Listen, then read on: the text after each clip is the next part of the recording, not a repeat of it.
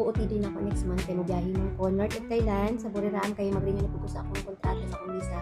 So naging ko upang partner na ko sa akong uniform inig ang pictorial na mo sa immigration officer dito sa office ni Amo. So dili ko komportable magsuot og mga jeans or kaya mga maong ba. Dili ko ganahan. So nag-DIY na lang ko. Suoton na ako so i-combine na ako ang mga color. Dark purple and then light green and then purple. So ang itsura ani niya is ilan. Thank you.